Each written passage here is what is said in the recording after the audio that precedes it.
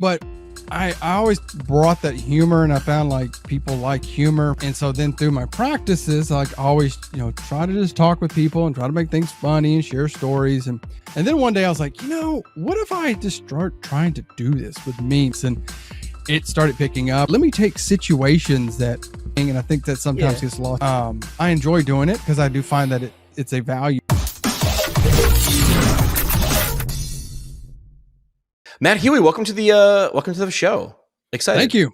Excited for this. An asymmetric relationship. That's a word that I learned somewhere on the internet. And that's when like you listen to someone's music, watch their movies, watch their TV shows, watch their social content for so long, you're sort of like, oh, I know that guy.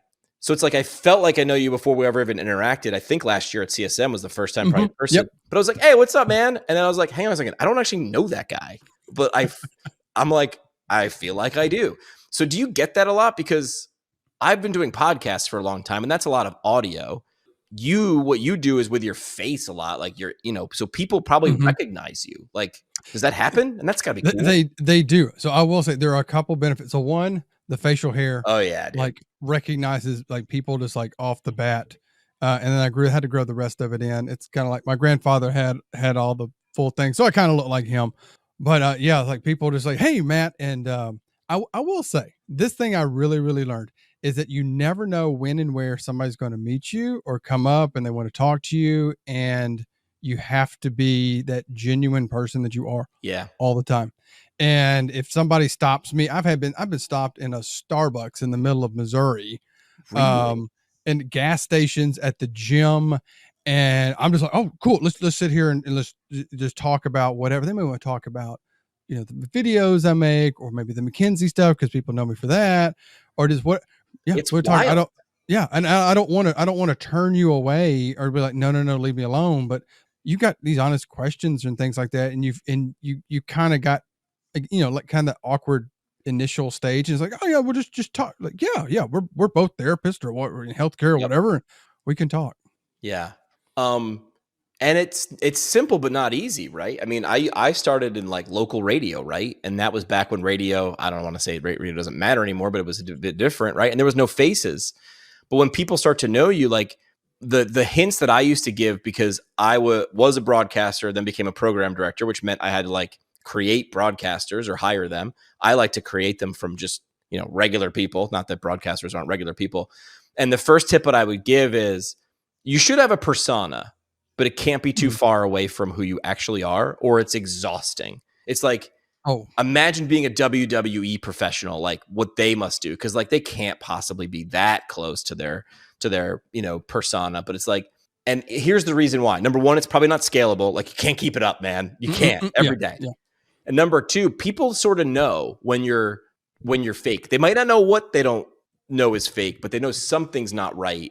And they just don't like it. That's when, so I was like, listen, you can be a cartoon version of yourself, but don't try to be a cartoon of something you're not. That's not scalable, and people will know. They'll just know. Yeah, that's what people have. They'll like ask my wife and be like, is he like this all the time? She's right. Like, yes. Right. And so, and I understand when you create content or you do something, you do have to kind of amplify it a little bit. Yes. And I get onto my one daughter cheers, and I'm like, you got to express it big, right. big. And I have zero. I'm not a cheer. I had never done. I'm like big. Well, you get it. Big.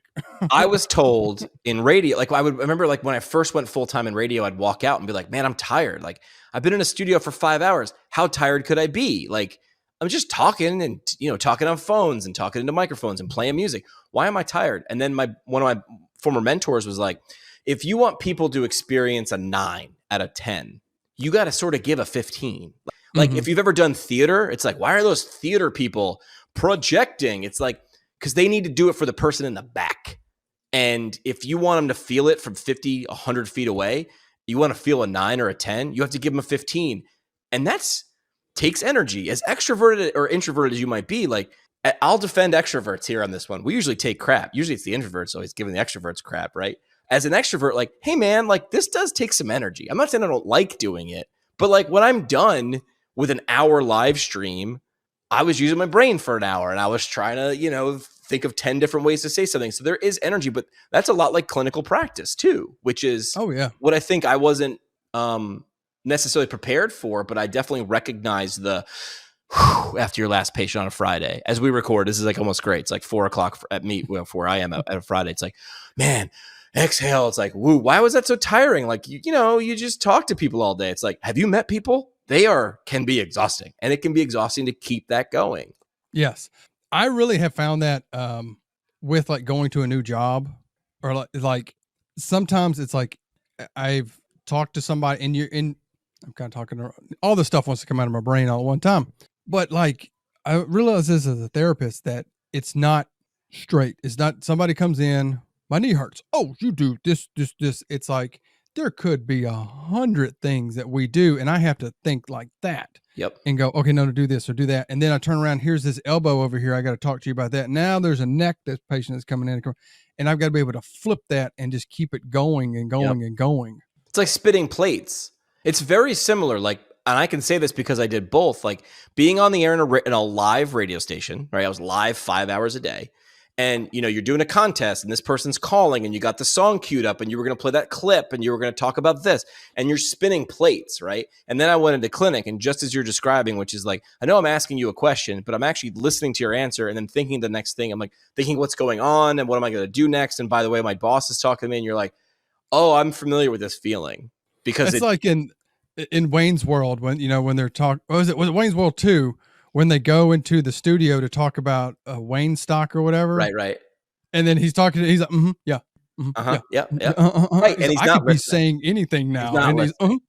But you sort of need to do that, which is like, okay, I need to mute that track because this one needs 100%. It's cognitive overload.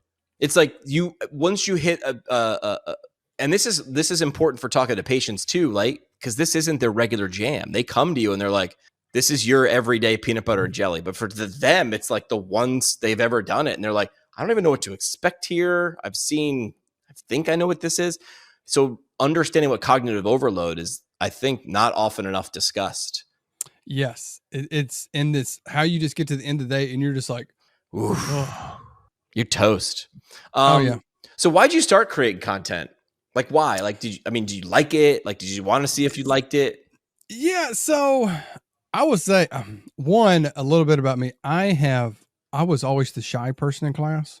I was never outgoing. I was never the loud one. I was the big, and that's another thing. If you ever meet me, I am 6'1". Yeah, you're a big dude. So so I'm like big, quiet guy, but I like comedies. So like I just mentioned Wayne World, like I've just seen the goofy comedies and watching like Saturday Night Live and just making things funny. And then when I got into school and then, trying to make classmates laugh, and I wasn't maybe I was the class clown. I mean, everybody had a story about me. I think the best one was the day I ripped my shorts, for first thing, like bent over to pick up something and ripped, and I had to go all day. And guess what? It was hip day in ortho. Of course it was. So my rear end is all out, but I always brought that humor, and I found like people like humor. Yeah. And so then through my practices, like always, try to just talk with people and try to make things funny and share stories. And then one day I was like, what if I just start trying to do this with memes? Because me and buddies would send memes back and forth. And I was like, well, let me try to do this. And it started picking up. And then I said, well, let me take situations that I've dealt with and just like I said, let me expand it a little bit.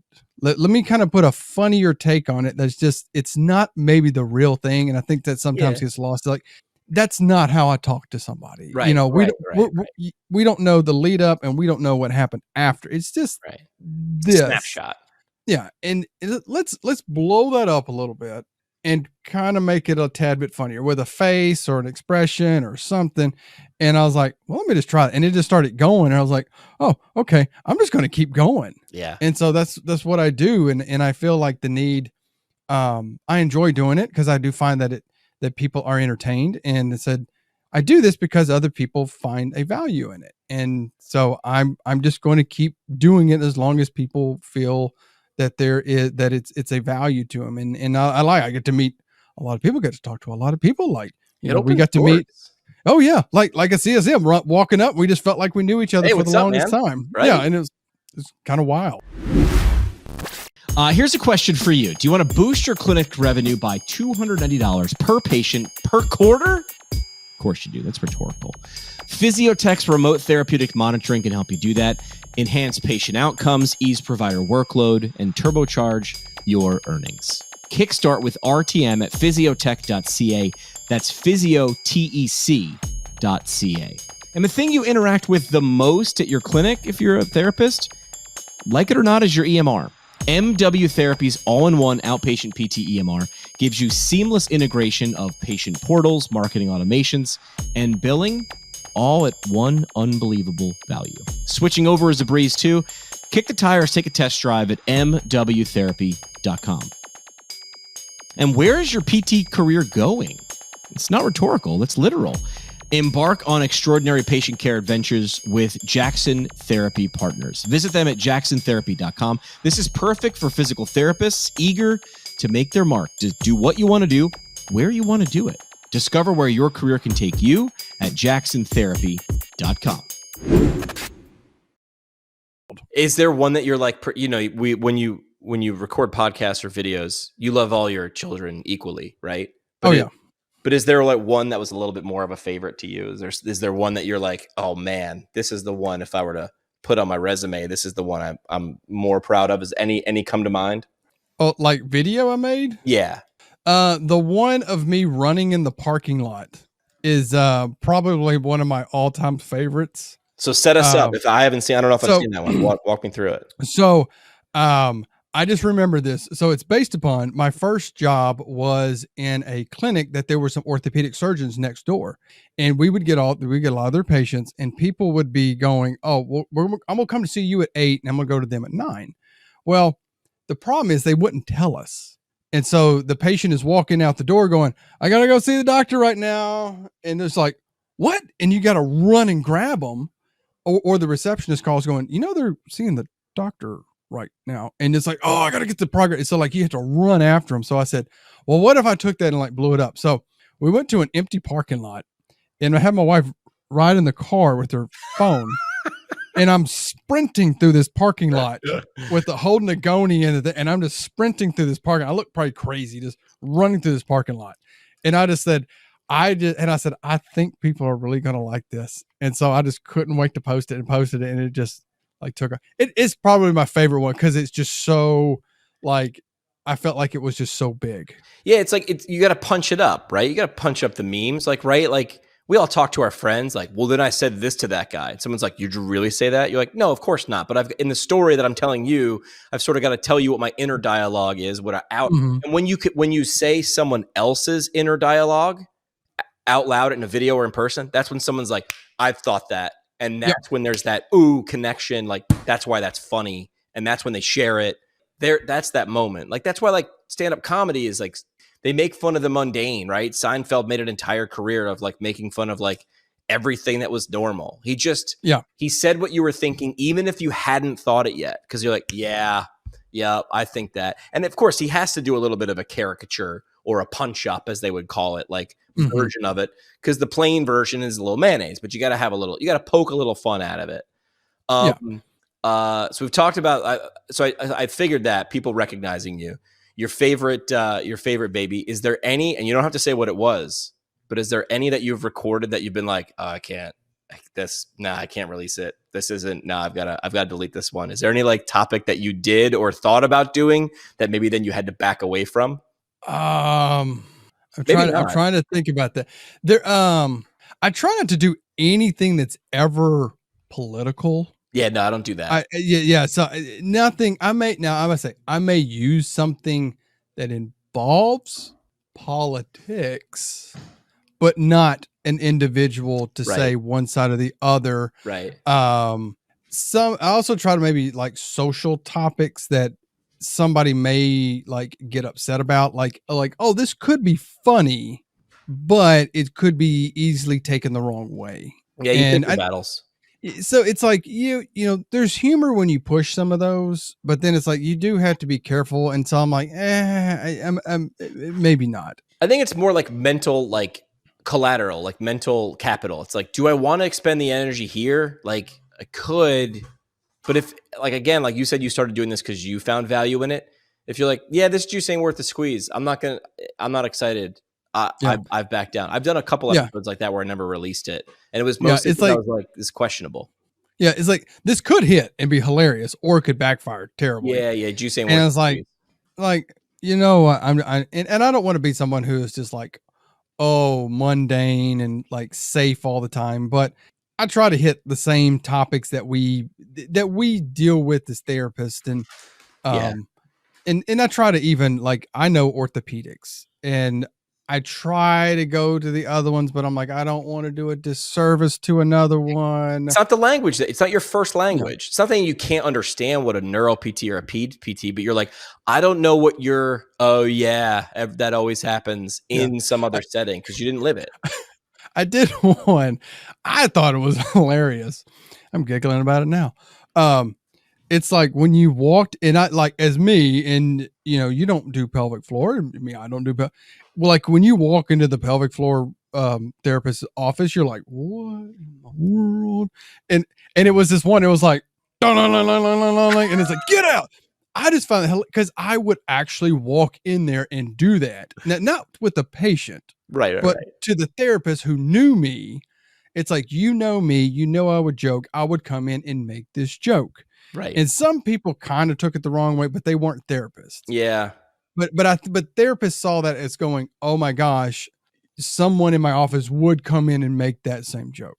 So or like pediatrics, like I try to look at it as like me being like with the, you know, little kids and looking like that, which can be really funny because I look so out of place doing it. Right. And that's the juxtaposition. There's the humor right there. Yeah. All right. So that's talking about what you do sort of as one part of you, but you also talk about other things. You know, we'll share the link to your YouTube channel. So some of the things that you like to talk about or think are important enough to spend time talking about involves, you know, wages. So you believe wages in PT are so persistent. Why do you believe wage issues in PT are so persistent, and what unique factors contribute to them? We talk about wages all the time, and I feel like people often they over trivialize it, right? We can make a meme about it, but you're like, hey, like I have to acknowledge, like this is a little more complicated than pay me more. Like I don't think like owners are out there like I did a video like you where I was like, hey, we're having trouble getting people to work for us and get hired. And we're like, have we tried paying them more money? And we're like, no, we're never considering that. How about pizza? We'll do a pizza party. That's what we'll do. Yeah. Right. Yeah. It's like, I don't think that owners are out there like swimming in money, but I had to like sort of poke fun at it a little bit. Yeah. So it's more complicated is what I'm getting at. Yeah. So a little background. My undergraduate was in business. So I have a business degree. Love it. I've been, and my wife has a finance degree. So luckily she works in, you know, the business side. So we can have conversations about it. And we have over the past. I've run clinics for big companies. I've run my own. So it seemed like behind the curtain with wages, and it is often way more complicated. And I will say, look at corporations like, and people bring up like doctors don't get paid less than X amount. And it's like, you know, if a hospital could pay a physician $50,000, they would pay him $50,000 because wages are your largest expense. And I remember when I ran clinics, they always said, keep wages under 50% of your total expenses. Huh. And so that was always the goal. And it was looking, okay, how do we manage that as best we can? And I mean, I really also have the thing of like, you pay people well, you will get good employees.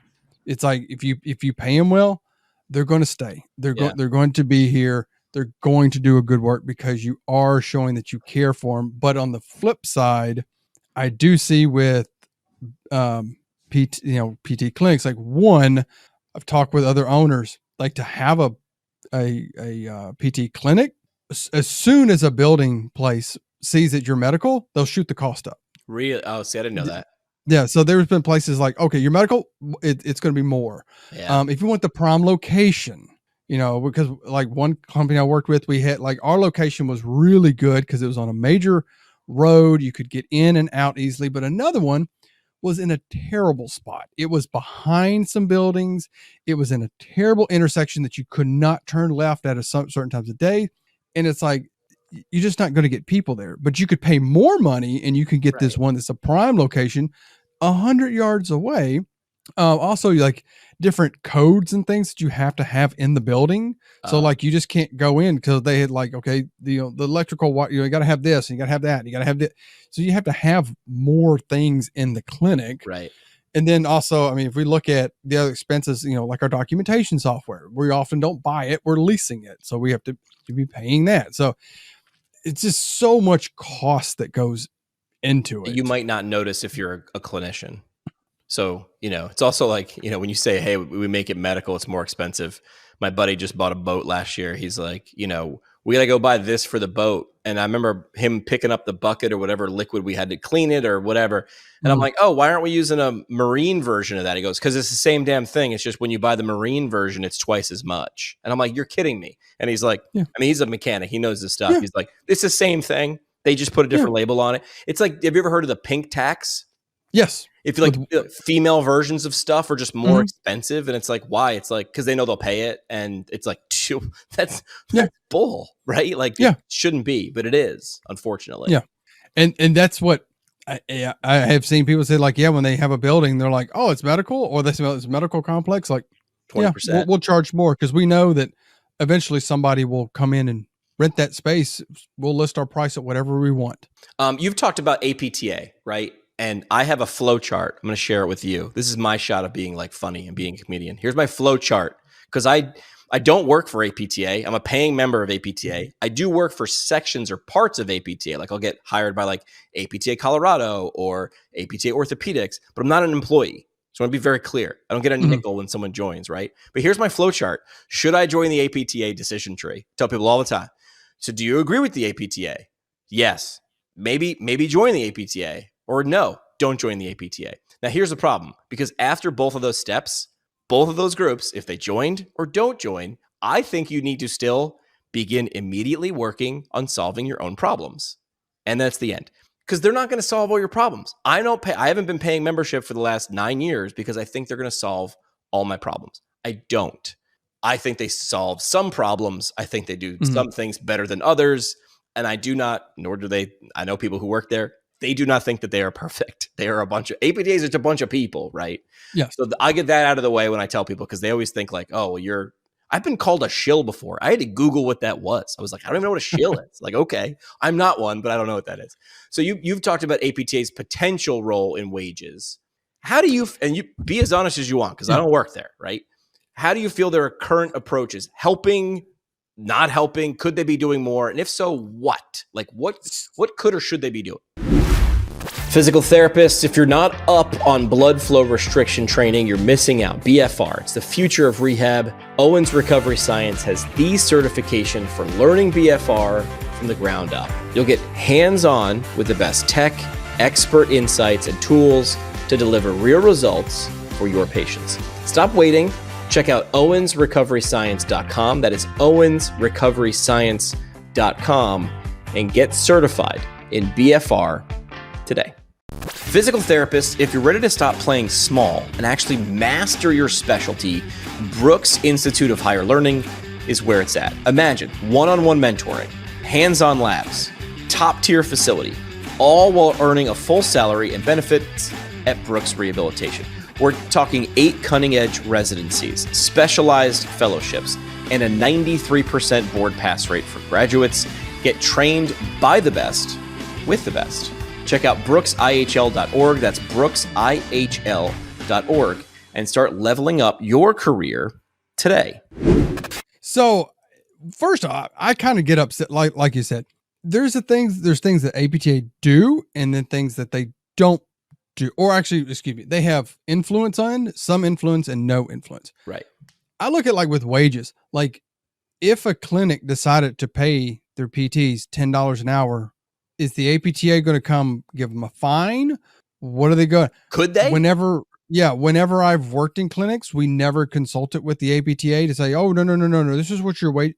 So I look at it like that. Like, what are they going to do if wages are whatever?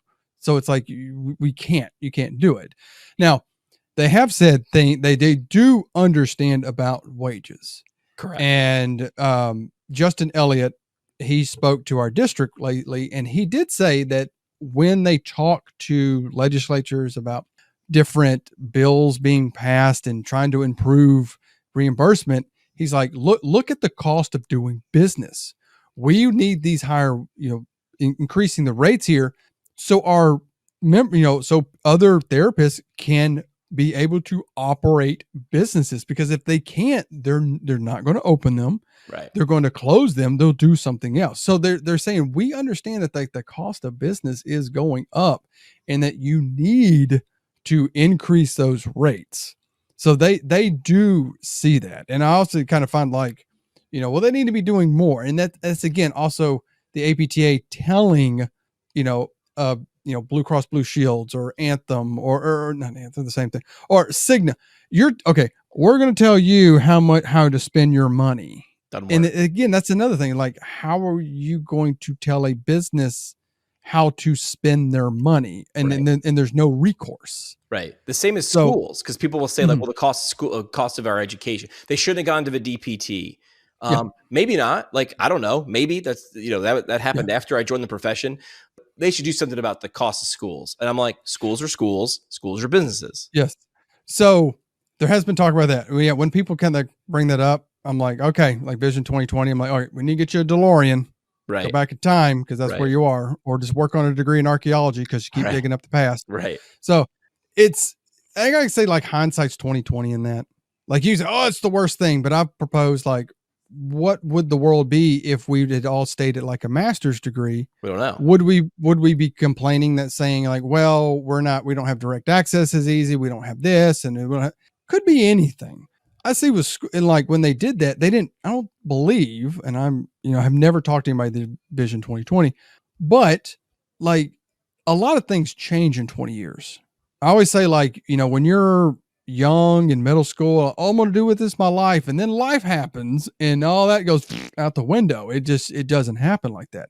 So I do see where like making it a doctorate was some benefits for us. And I do believe it is changing for the, slowly over the better. But I've talked to some educators with schools, and they have said, like, we recognize the cost of school is too much. That is too much. And they've said, like, look, private schools are going to charge whatever they want because they know the wealthy people are going to go to school there. They don't care. But the public schools, the public universities, they said, we're looking at, what if we cut down on classes? What if we do part of it online and then they come in for, was it didactic? I am just a hillbilly from Mississippi, so I'm not all big with the big fancy words at times, but I tell people I'm probably the most educated hillbilly you ever meet. But like, they can go into court. I think Baylor's doing it, where you go in for a couple weekends and you do it. And they said it's low. We're looking at lowering that cost for people coming in because we're seeing dips in enrollment. Yeah. And I think schools really need to see that, like, hey, you're not getting people because your cost is too much. Right. Which I didn't think would happen, because I remember how competitive it was when I was applying in 2012, 2013.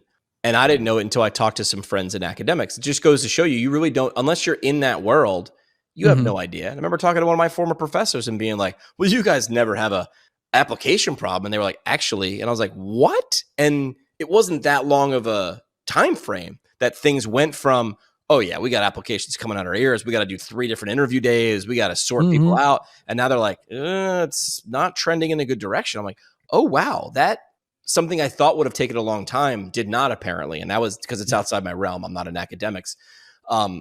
Really shocked me. I also kind of look at, and this is maybe a little controversial, say that there are some private schools that are like just therapeutic. Why are you so expensive? You're not tied to anything else. Why are you so expensive? They can, right? I mean, if you have 40 slots and you get 41 applications, I mean, your job is running a business, right? I mean, yeah.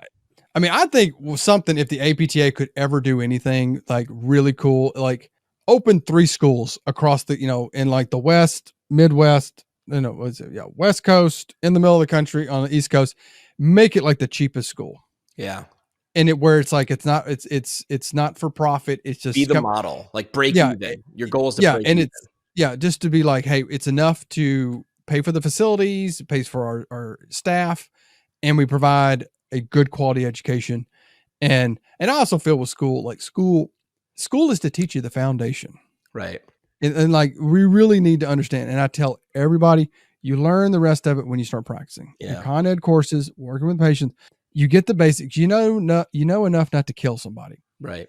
But you get that, and then you can go out. And I do think that there are some schools who could set a very good model for that, to say, look, we are the cheapest one. And there actually are, I don't know what state it is, that recognize that they could be the cheapest in the state. And they did decrease their cost to PT school, and they are the cheapest in the state, and people are applying to go there. Yeah. So you have a business degree. Where are you on how much business education should be in PT school? And just for clarity, I don't know how they figured out, but there's a requirement in CAPTE. So every school has to have something. Now, what that is varies from school to school. And I was just informed on LinkedIn, we were having this discussion. There's a school that, and I think more than one school, that do like a DPT MBA. There's some schools that do like DPT PhD, DPT MPH. So, but that's you go into that knowing that. What are your thoughts on like business education? Because you've got a unique viewpoint. Should we put more? Is there enough? It should be elective. What? So I think there needs to be some more than there is. Yeah, like I remember we had some in school, and I've had some students that have brought in their stuff, and I'm like, this isn't real world. Right. On it was like, oh yeah, this is what you're going to do, and this is what. And I'm like, what magical fairyland did this all happen in? Like this doesn't happen.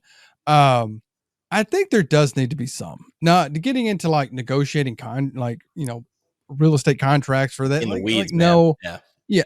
But I do think there needs to be an aspect of like wages and compensation, like understanding what all goes into that. What, not just your pay, but understanding like, what kind of insurance you want,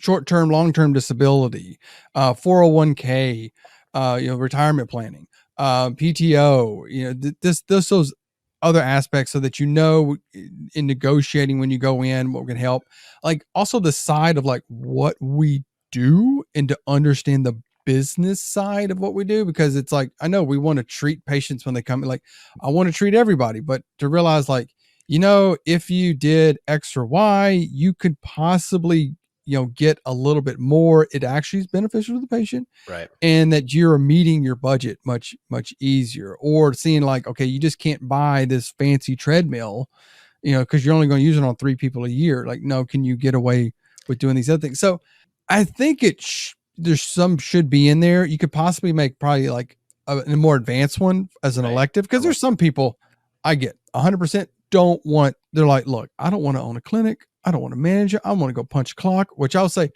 great. Sometimes that's a great thing to do. Great. I've got to do that a few times. You go in, punch a clock, treat patients, punch a clock, go home. Turn your brain off. Great. I'd love to know what that feels like. Yeah. I don't get phone calls from people. I don't have to put out fires. I don't get emails I got to respond with. I treat and I go home. Hey, I got a problem. Go talk to them. And I think, but then also the issue, if you teach too much, it's like, when are you going to use it? Yeah. Well, then it could be, Rich Severin. Yes. He's a super smart guy. And I chimed in. He I think was the one who sort of started the discussion again or something like that. And I said, well, if you're going to open a business, do you think you're going to open a business without learning how to market or communicate? Well, of course not. Well, then where's that? Well, if you're going to market and communicate, no psychology? Because like, if you don't understand psychology, you're not going to market. So my point was like, where does it stop? Like, and I hate when people just use it, but I'll use it, which is like, there's the slippery slope, which is like, where do we stop? Right. Maybe I'm designing a course that we could all teach, right? You and I will come in, you do funny videos. I'll do, marketing communications, and like, it's everything you didn't learn in PT school, the business version, which is like, my program doesn't have it, but like, you do realize if you put more stuff in there, the stuff we were just talking about a second ago in terms of cost goes up. Yeah. it's going to be longer, or you're going to, Yeah. you know, Yeah, that's what that I've heard, but in the past they were talking about shortening programs. Like, Right. let's make it, 2 years for the residency, 2.5 years. But then I've heard people, well, we want to add in like the psychology component to helping people. We need to add in We more gotta about put it. wellness management. It's like, so do you want to make this 4 years, right. or are you trying to lower it? What do we want? yeah. Better. What do Yeah. we also want? Cheaper. When do we want it? Now. And it's like, dude, that math don't math. I get it. Yeah. I agree with And all like, these things. and I see the marketing thing. Marketing is so interesting. And what I've read again with some of the companies I worked for in the past, the marketing that even like the marketers tried to do, I would tell them like, this is the stupidest thing like you are wanting to do. Like I am straight up telling you, Yep. this is the dumbest thing that you could be doing. And I'm like, you work in our marketing department. Yep. And you're telling me to do that? I'm like, are you sure? That was the thing a lot of people didn't necessarily know. And some people got it and some people didn't. So I ran a radio station. So people were like, well, you knew all about the music and you knew all about the broadcasters and all those things. Yep. 40 to 50% of my job was also me getting pulled into a board meeting or boardroom with a sales rep, because they're like, hey, the local Ford dealership that's got 5 dealerships in our area, they got $500,000 to spend, and they need you to we have to put together a pitch together to get as much as that budget as possible. So then I needed to sit down to make sure I didn't do what you just said, which is I'm going to do a bunch of stuff that works for my radio station but doesn't work for Ford or Coors Light, because I was a rock station, or Coors Light or the concert venue. So we needed to sort of change our brain that not only did I know how to market a radio station, I needed to know how to marry a radio station's brand and vibe and voice and all that with Ford and Coors Light and Walmart and GE and Toyota and all those things, because you can screw it up real bad. You can Seth Godin calls it a meatball Sunday. He's like, when you put the wrong tactics with a product or a brand or a channel, it doesn't work. I like meatballs and I like ice cream sundaes, but when you put them together, I don't want a meatball sundae. That's not what I want. So when you have a marketer, that's why I think PTs with a little extra training, marketing, rocket science, communications isn't rocket science. You're the best people to do it, because you don't have to be taught. PT's harder to learn than marketing, in my opinion. Marketing is about execution and reps. PT is about a lot of didactic knowledge and then repetitions. So, I mean, the last person to look at an ad or a campaign for a clinic or a hospital should be the provider, and they should go, that don't do that. Yo, I remember being with, oh my gosh, I had a boss that he taught me some marketing stuff that I utilized. I actually wrote a little book on it. And did you? What was it called? It was called how to run a strong clinic. It's on my website. That's cool. And it's like, one of the things I did is I would go and just had a handful of physicians that I knew, and people talk about like, yo, don't take them lunch or whatnot. I'm like, I ain't taking you lunch unless you're somebody who sends me a lot of people. I went to the bakery in the grocery store, got a pack of cookies, got a sticker with our clinic on it, stuck it on the top. Game over. Hey, it went in there every week. Hey, here you go. They would be sending me referrals left and right. Top of mind, man. And it was just the crazy thing. But then I would have our marketing team sit there. No. They need to be sending because of the quality of your care. I said, I understand that. Yeah. We can get to that where they see the quality. I have to get them in the door. They got to know you first. Yeah. And then lo and behold, that same person would turn around and talk about the tuna fish sandwich story. They're like, there was a doctor that if you took him a 6-inch tuna fish sandwich from Subway, he would send you referrals. And they're like, I would go talk to him and bring it and just chat with him a minute. And said, by the time I got back to the office, there'd be like 3 or 4 referrals come through. I'm like, wait a minute. You just said the same thing I did. And you said what I did doesn't work. Right. Oprah said it. She said, people want to be seen, heard, and understood. Oh yeah. Right. And like, yeah, you just do that without bothering me. Right. Oh yeah. Can you do that? And it's simple, but not necessarily easy. Yeah. And I'd say one of the easiest marketing things I have ever done, orthopedic that was down the road. I called him up and said, hey, can I shadow you for a morning? Sure. Relationship. And because I sat with him and talked to him and asked him about his thought process, loved it. I made him feel so good. And I walked out with a referral in my hand, and we got way more.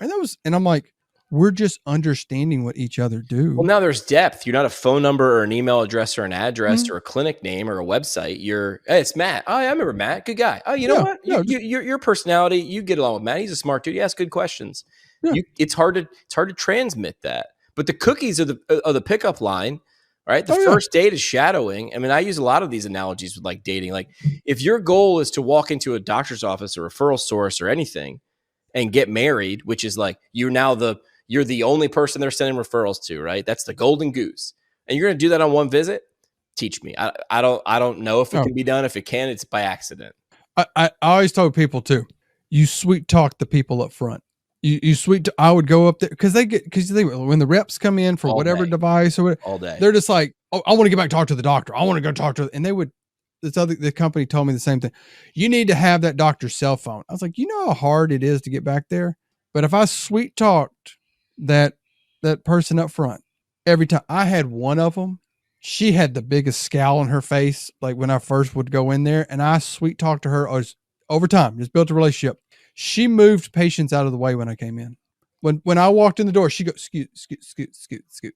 Hey, come call me, right? I chat with her a bit, give her, the cookies or just treats or just here's some pads, here's, some progress notes, some plan of cares. And like, she knew, she would send them and I was like, it was just a relationship. They knew, and that's just what it started with. That's it. All right. We could talk for a while. And we talked, I think, before we hit record about maybe doing something at CSM this year, Houston, because it's down the street from you. We'll tease that. I am actively working on doing that. So we'll tease that ahead. Last thing we do on each episode is called the parting shot. What would you want to leave with the audience? Idea, mic drop moment, soapbox statement, or something. What would you want to leave? Oh my goodness. You can repeat an idea or it can be brand new. Doesn't matter to me.